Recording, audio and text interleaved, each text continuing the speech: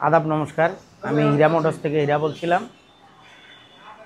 আজকে আপনাদের স্টিক ফায়ারের একটা গাড়িতে প্রবলেম যে কারণে ভদ্রলোক নিয়ে আসছিল।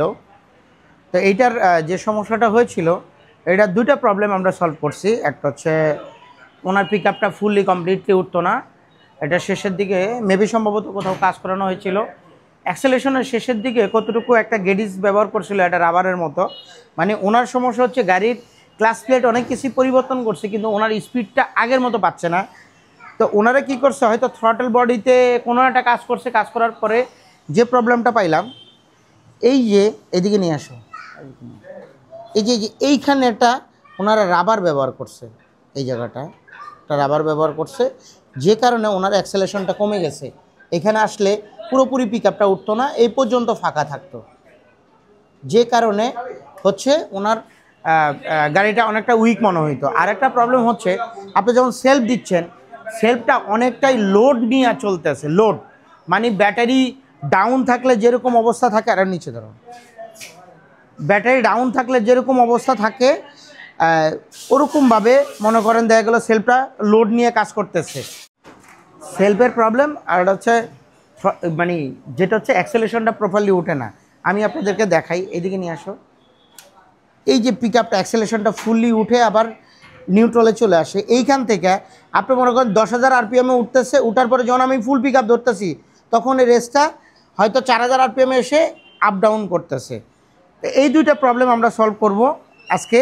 এটাতে অলরেডি আমরা সলভ করেছি, করার পরে আপনাদের কাছে এই সেলফ মোটরে আমরা এই রোলারটা মানে এই ইয়েটা চেঞ্জ করছি, রোটারটা চেঞ্জ করছি। যে রোটারের যে সমস্যাটা ছিল, এই রোটারের যে কয়েলটা, এই যে আর্মিচারের যে ইয়ের যে কয়েলটা, এই কয়েলটা উইক হয়ে যায়। এদিকে নিয়ে আসে, এই কয়েলটা উইক হয়ে যায়। উইক হয়ে যাওয়ার কারণে আপনার সেলফটা ঘুরতে অনেকটাই লোড নিয়ে ঘুরে। মনে হচ্ছে আপনার এই বাইকটাতে ব্যাটারিতে প্রবলেম হলে যেরকম হয় ডিসপ্লে ডিপ মারে, বা এটাতে কিন্তু ডিসপ্লে ডিপ মারতেছে না, কিন্তু এটাতে প্রবলেমটা যেটা হচ্ছে আমরা যখন সেলফ দিতেছি, সেলফ দেওয়ার সাথে সাথে অনেকটাই লোড নিয়ে, মানে কয়েল উইক হয়ে গেলে যেভাবে অতিরিক্ত লোড নিয়ে, এতে হয় কি ব্যাটারিটা খুব তাড়াতাড়ি বসায় ফেলে। তো এই মানে এই প্রবলেমটা থাকলে আপনার একটা হচ্ছে ইঞ্জিন স্টার্ট হইতে অনেকটা লেট হবে, আর আরেকটা প্রবলেম হচ্ছে ব্যাটারির উপরে অতিরিক্ত প্রেশার পড়বে। তো আমরা এখন আপনার এই যে আমরা অ্যাক্সেলেশনের যে প্রবলেমটা পাইলাম, অ্যাক্সেলেশনের প্রবলেমটা পাইছি হচ্ছে আপনার এটা হচ্ছে আপনার টিপি সেন্সর। এই যে এদিকে নিয়ে আসো, এদিকে নিয়ে আসো, এই যে টিপি সেন্সরটা, এই সেন্সরে আমরা প্রবলেমটা পাইছি। এই সেন্সরটা আমি রিপেয়ার করে দিছি। এটা আসলে কোথাও ওইভাবে রিপেয়ার করে না, এটা আসলে মানে এই সেন্সরটা অনেক সময় আপনারা ডিরেক্ট অনেক জায়গায় চেঞ্জ করে ফেলেন। তো এইটা আপনার রিপেয়ার পসিবল। একটা টিপি সেন্সরের দাম আমার কাছে নেই, আমার কাছে ছিল, শেষ হয়ে গেছে, মার্কেটে পাঠিয়েছি, প্রায় 6,000 6,500 সামথিং এরকম প্রাইস চেয়েছিল। তো ওই ভাই বললো যে ভাই মাসের পয়লা দিকে তা আপনি দেখেন কিছু একটা করতে পারেন কিনা। তো আমরা টিভি সেন্সরটা কাজ করি, এটা নিয়ে অলরেডি আমরা সফল হয়েছি টিভি সেন্সরটা। আর সেলফ মোটরের যে রোটারটা চেঞ্জ করছি, এইটা অনেক সময় একটা সেলফ মোটরের দাম প্রায় 8 থেকে 10,000 টাকা। তো এইটাতে যে আপনি অন্য গাড়ির রোটার ব্যবহার করতে পারেন, এটা কী গাড়ির রোটার আমি আপনাকে বলতেছি।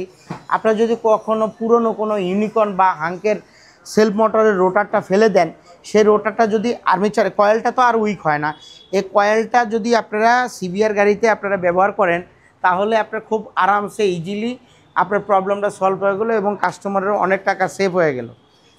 তো যেটা হইলো আমরা এখন অ্যাক্সেলেশনটা দেখাবো আপনাদেরকে। আসলে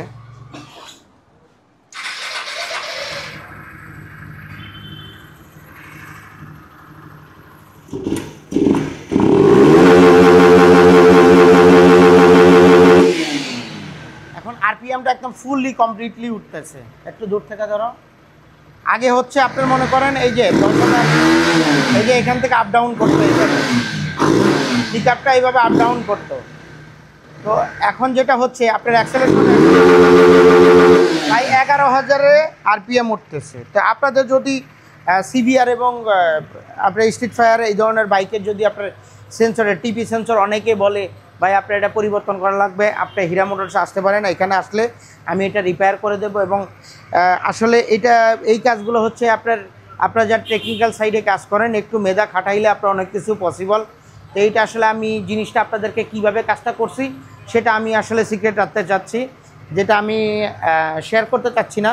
তবে টিপিএস সেন্সরও আপনার কাজ করে রেডি করা পসিবল, এটা আমি আপনাদেরকে মেসেজ দেবো। আপনারা যদি এই ধরনের কোনো প্রবলেম হয়ে থাকে, যে ধরনের গাড়ি আপনার অ্যাক্সেলেশন ফুল দিলে মানে ইঞ্জিন ভাগে না বা ইঞ্জিনে ধাক্কা মারে বা আপ ডাউন করে, তো এই ধরনের প্রবলেম যদি আপনার সিবিআর বা স্ট্রিট ফায়ারে হয়ে থাকে, আমাদের হীরা মোটরসে আসতে পারেন। আমাদের হীরা মোটরসের প্রতিষ্ঠানের লোকেশন হচ্ছে মিরপুর 2 স্টেডিয়ামের 4 নম্বর গেটে উল্টো পাশে, আপনার মিরপুর 2 নম্বর শপিং মলের পূর্ব সাইডে এবং মেন রোডের পিছনে গলিতে। তবে আমাদের পাশেই একটা মেন রোডের সাথে একটা অ্যাপেক্সের শোরুম আছে, তার পিছনে।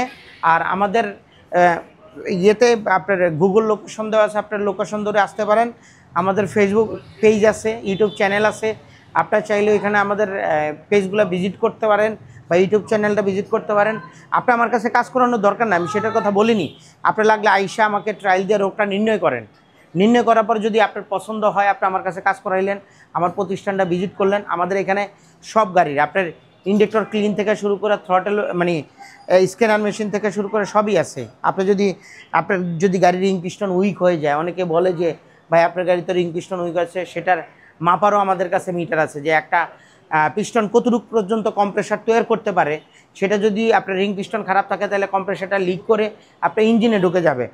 তো আজকের মতো আমি ভিডিওটা এখানেই শেষ করলাম। আমার এই ভিডিওটা এত সময় যারা দেখেছেন তাদেরকে অসংখ্য ধন্যবাদ। এবং আমার এই ইউটিউব চ্যানেল এবং ফেসবুক পেজটা লাইক এবং সাবস্ক্রাইব করে দেবেন। সবাই ভালো থাকবেন, ধন্যবাদ।